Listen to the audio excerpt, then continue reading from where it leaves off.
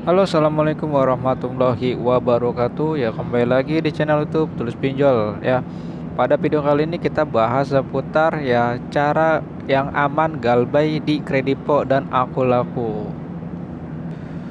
Ya, itu adalah pertanyaan dari salah satu anggota grup Telegram gua di Tulis Pinjol dan dia menanyakan tentang hal itu. Oke, sebelum kita masuk ke videonya ya, gua minta kepada kalian untuk dukung support channel YouTube Tulis Pinjol yang baru ini. Karena sebelumnya di channel YouTube gua yang utama yang subscribernya udah 7.200 itu kena nonaktifkan. Jadi untuk teman-teman yang baru saja melihat ya channel edukasi tentang pinjaman online, bantu support channel ini agar berkembang dengan cara subscribe, like, dan juga sebarkan ke teman-teman kalian. Oke, kita lanjut saja ke topiknya, yaitu ya teman-teman dari member grup Telegram gua, dan itu dia menanyakan, Bang, gimana sih agar galbay dipinjol, Kredipo, dan Akulaku itu yang aman seperti apa? Oke, kebetulan di kedua aplikasi itu gue juga memiliki pengalaman galbay di kedua aplikasi itu ya, Gan. Nah, untuk Akulaku dan Kredipo itu ya aplikasi pinjaman online legal. Sebenarnya Akulaku dan Kredipo itu adalah paylater ya. Di sini untuk pengetahuan kalian saja bahwa Akulaku dan Kredipo itu adalah paylater ya, bukan pinjaman online. Ya, tapi di sini kita bahas masalahnya ya cara amannya bagaimana ataupun cara bagaimana menanggapi ya atau menghadapi DC pinjaman online dari Akulaku ataupun Kredipo.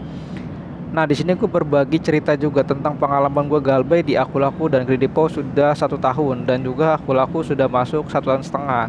Ya, jadi bagi kalian yang sedang mencari informasi ini dengarkan baik-baik ya, pahami apa yang gue sampaikan. Semoga nanti itu bisa jadi ya pengetahuan kalian juga pegangan ketika DC datang ataupun DC-nya ribet ya naginya.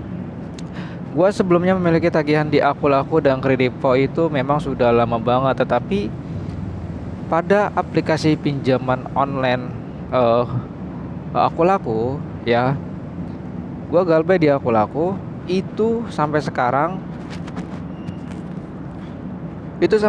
gue belum didatengin DC lapangannya ya. Kenapa sih gua belum didatangi oleh DC Akulaku ya? Nanti gue bahas satu persatu ya. Gua galbay di Akulaku itu nominalnya itu adalah 1 juta rupiah, dan pada waktu itu gua galbay minjam itu di bank apa ya namanya, gue lupa tuh. Ada salah satu ya pendanaan dari dalam aplikasi Akulaku itu adalah namanya bank, aduh gue lupa lagi tuh. Iya, ada di Bank Neo ya. Jadi gua pada waktu itu ya gua pinjem di aplikasi ya Akulaku itu didanai oleh Bank Neo ya, dan gua dapat pinjaman itu sebesar 1 juta rupiah. Bentar ya, gue benerin mic gua dulu. Oke, sudah. Nah, pada waktu itu gua pinjam di Bank Neo. Nah, di sini gua kasih pengetahuan juga kepada kalian. Kenapa sih gue bisa pinjam pinjam di Bank Neo? Itu gue melalui aplikasi Akulaku. Pada saat itu ya gue sudah tidak bisa lagi minjam di semua aplikasi pinjol. Nah, pada waktu itu gue sudah tidak bisa lagi minjem di semua aplikasi pinjol, baik itu ilegal ataupun legal. Tetapi pada waktu itu entah kenapa gue bisa minjem di Bank Neo, dan ketika gue dana cair di Bank Neo, gue galbay 1 juta.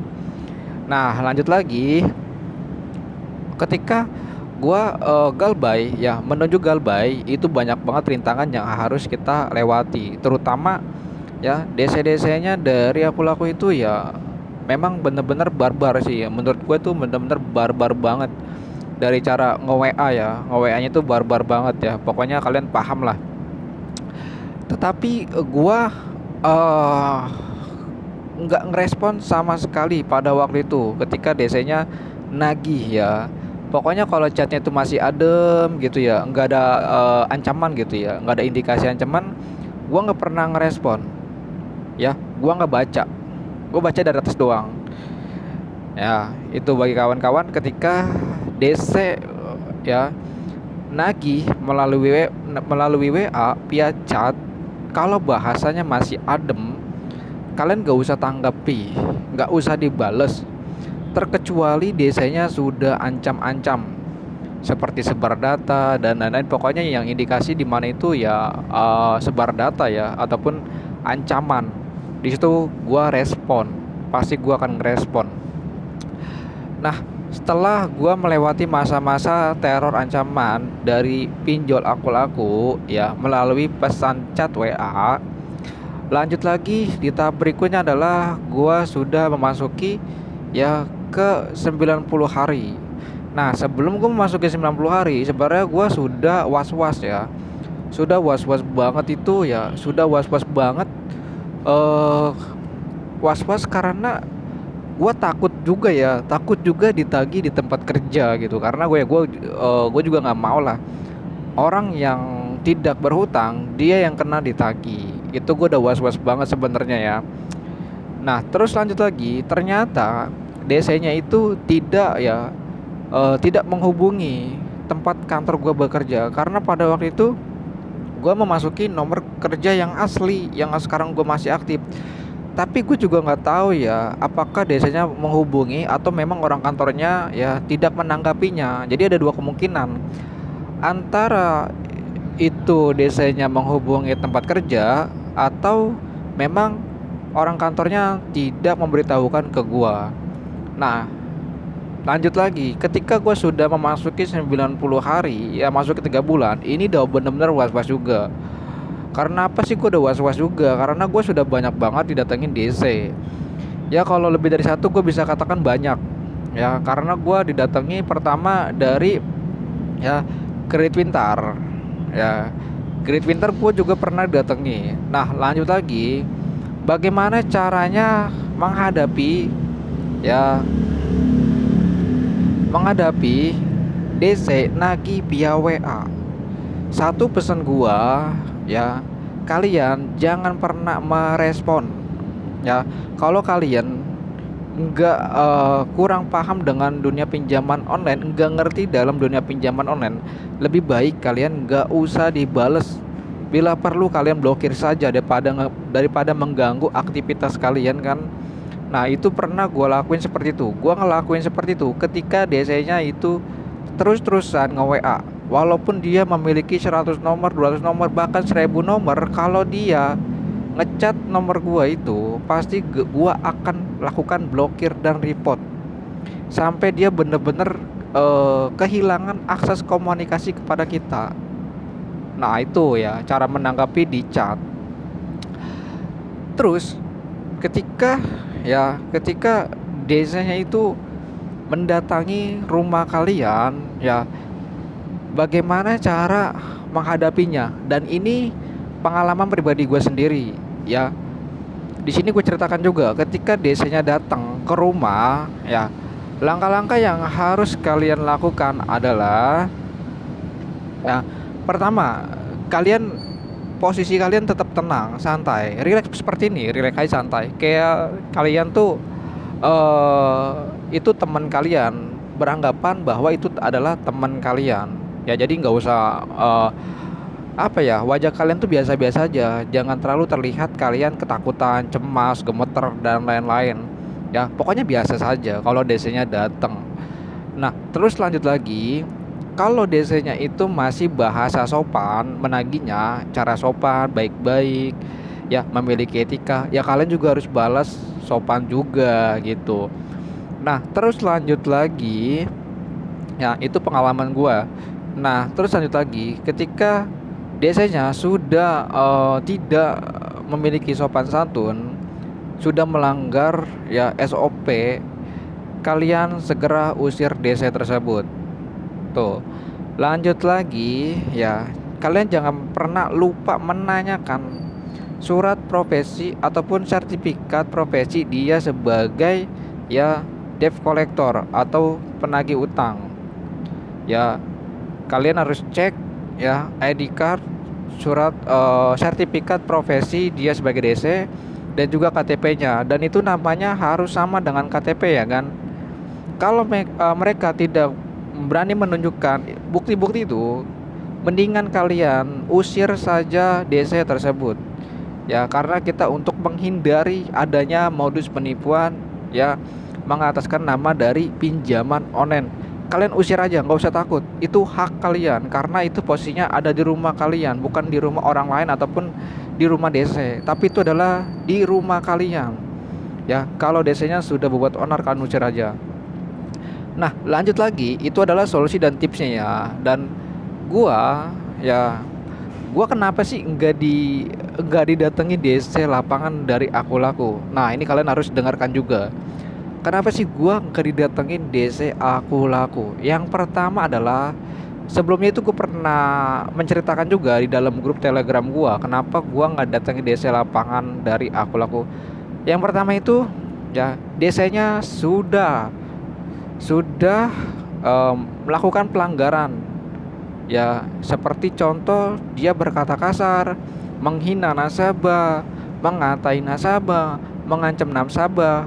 Bahkan dia pada waktu melakukan itu, dia mencatut nama dari aku laku. Dan ini kebangetan banget ya. Ini kebetulan banget juga untuk pegangan gua. Jikalau nanti DC datang, itu gua mempertanyakan isi pesan tersebut dan gua mau orang itu bertanggung jawab, dan gua nggak mau tahu itu siapapun dia harus bertanggung jawab ya. Nah, pada waktu dia melakukan ya teror, ancaman dan lain-lain namanya desa ya, itu gua merespon dan gua debatin sampai dia bener-bener nggak bisa ngomong gitu. Di situ gua debatin, gua ada chatnya, tapi di sini posisinya gua lagi ngerekam seperti ini. Mungkin kalau kalian yang sudah gabung di grup gua pernah gua share juga ya, itu screenshotannya seperti apa, chatnya seperti apa, itu pernah gua share juga dalam grup gua. Jadi di sini gua bagikan cerita gua, pengalaman gua galbay di aku laku itu nggak didatangi desa lapangannya.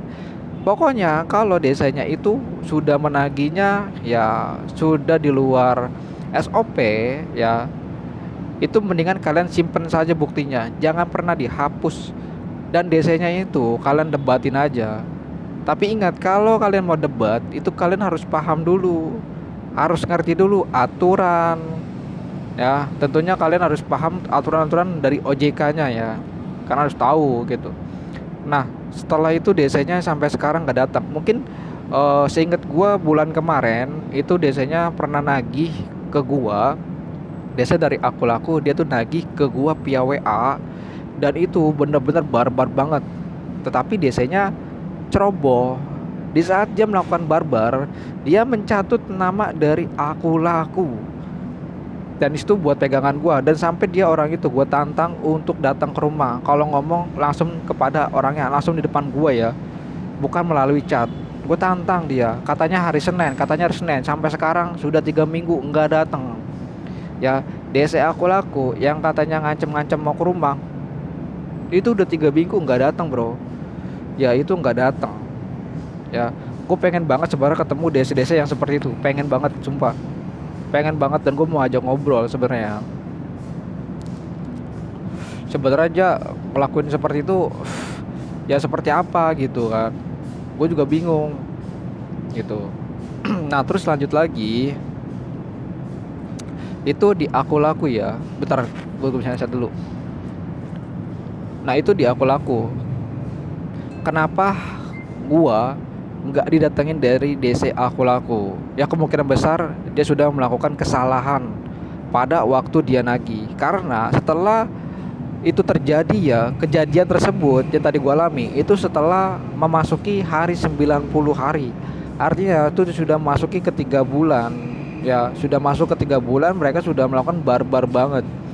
Jadi gue melakukan ya, dan gue ajakin debat sekalian gitu. Bahkan dia gue tantang, gue tantang untuk ketemu sama gue tunggu di rumah sama gue ya.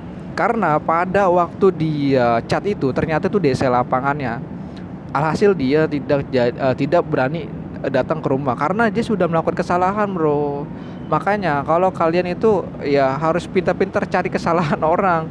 Ya kalau DC-nya sudah melakukan kesalahan sedikit, ya udah di situ kalian tekan aja. tekan habis-habisan buat mereka tidak berkutik karena mereka sudah melakukan kesalahan. Oke, itu dari aku laku. Lanjut lagi dari Kredipo ya.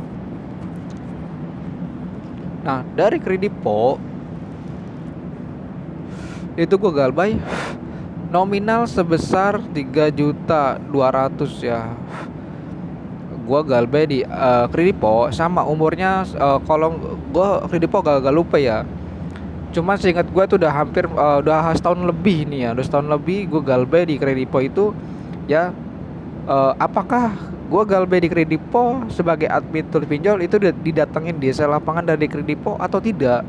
Nah, sebelumnya di channel gue yang utama itu pernah gue bahas dan gue pernah publikasikan tentang ya cerita pengalaman gue galbay di Kredipo. Gue galbay di Kredipo dengan jumlah nominal tagihan sebesar 3.200.000 pokoknya ya. Itu gue pernah didatengin DC lapangan ya. Pernah didatengin DC lapangan, tapi itu hanya sekali doang dan cuman kasih surat doang. Nah, pada waktu ngasih surat itu DC-nya telah melakukan kesalahan besar ya. Kok bisa gue mengatakan dia melakukan kesalahan besar? Oke, kalian simak baik-baik ya kan. Yang pertama, gue gue didatengin DC dari Kredipo itu cuman sekali doang, dan itu cuman kasih surat doang ya, cuman kasih surat doang.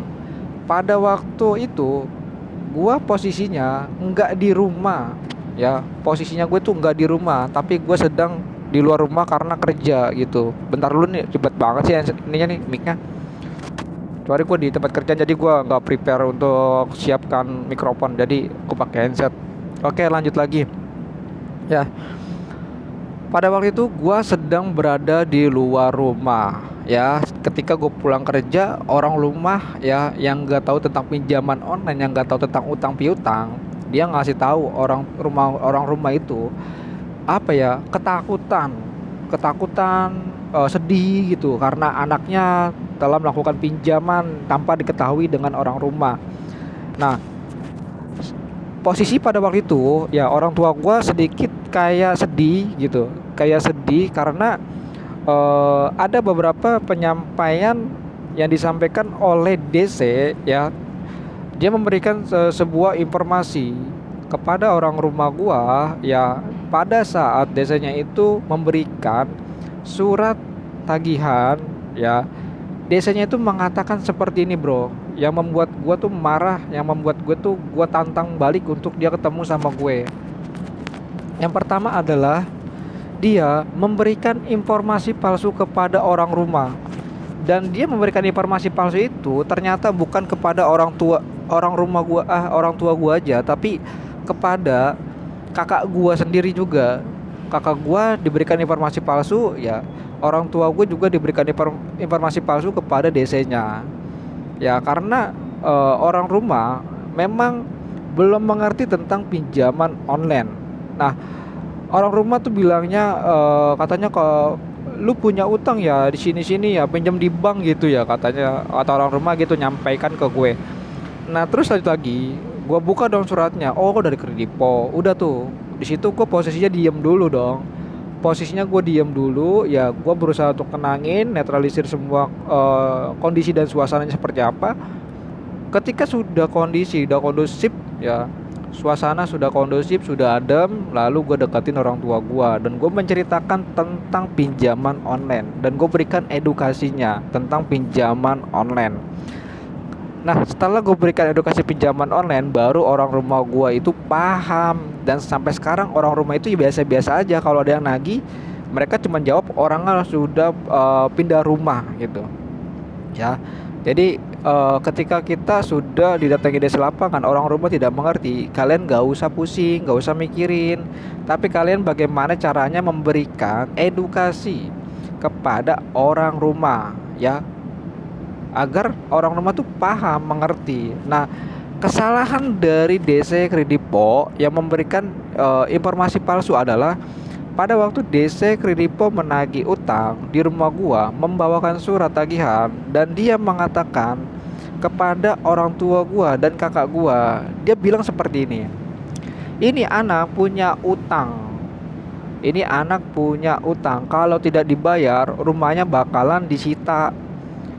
Ya, seperti itu. Bahkan nanti bunganya tuh makin membengkak, berjuta-juta kata si DC-nya. Nah, otomatis kan orang rumah gua kan takut dong, ya kan? Orang rumah gua takut dong, dan juga pasti pikirannya udah negatif orang tua gue gitu kan. Uangnya buat apa nih kok sampai bisa minjem ke sini-sini gitu. Nah, setelah gue dapatkan informasi itu kepada orang tua gue, lalu gue dapat sebelumnya dapat chat dari desa lapangannya, dan dia melaporkan bahwa dia ada di rumah gitu.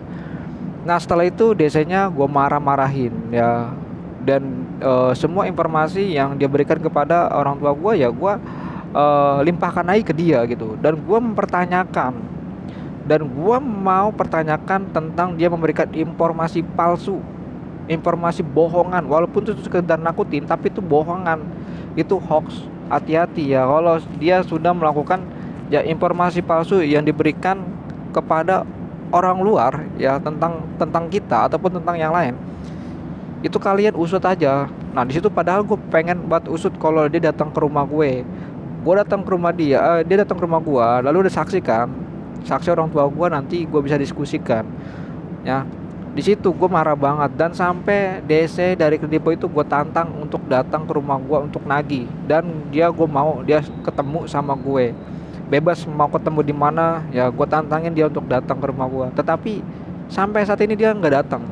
Nah, itu penyebabnya, dia hanya datang cuma satu kali doang ternyata, karena dia di awalnya sudah melakukan kesalahan ya. Kesalahannya itu adalah yang tadi, sudah memberikan informasi palsu, bohong ya. Makanya DC kalau nagih ya sesuai SOP aja, nggak usah yang aneh-aneh, nggak usah yang ada-ngada gitu kan, nggak usah dilebih-lebihkan, nggak usah dikurang-kurangin ya, apa adanya gitu. Jadi kalau dia melakukan seperti itu kan sama aja dia melakukan bunuh diri sendiri kan. Ya, itu ada dua ya, tentang gua galbay pengalaman. Semoga apa yang gue ceritakan ini tentang pengalaman gue galbay, semoga kalian bisa ngambil manfaatnya ya. Ambil segi positifnya dan buang negatifnya, kalian buang jauh-jauh ya. Oke, itu ada beberapa poin yang gue sudah sampaikan ya. Gue berharap pada kalian yang saat ini memang galbay di pinjaman online ya, kalian gak usah takut, gak usah khawatir ya. Kalian buang jauh-jauh pikiran desa datang ke rumah ya. Intinya kalian sudah mempersiapkan ya mental mental kalian ketika DC datang, dan juga kalian harus paham loh, harus paham tentang aturan ya, aturan tentang pinjaman online. Kalau kalian paham, ngerti, kalian gua rasa nggak akan takut, justru kalian bahkan berani loh ya. Intinya DC pinjaman online legal tentu dia akan pasti datang, tetapi kita nggak akan tahu, kita tidak akan bisa prediksi apakah pinjol ini memang ada atau tidak, apakah pinjol ini akan datang atau tidak. Nah, seperti itu. Intinya kalian mempersiapkan diri kalian, mental kalian, dan kalian harus konsisten. Kalau memang galbay ya udah galbay, nggak usah takut-takut. Modal nekat aja, bro. Ya. Dan kalian juga harus ya, gue tekanin lagi, harus paham. Nah, makanya di grup Telegram gue itu ya, mereka gue suruh banyak diskusi ataupun banyak membaca informasi yang gue berikan, agar mereka belajar dengan mandirinya gitu, tanpa tertusan diarahin ya. Jadi gue berikan informasi biarkan mereka belajar dengan sendirinya. Orang kalau memang mau paham, dia akan belajar dengan mandiri ya, tanpa dia harus didorong-dorong.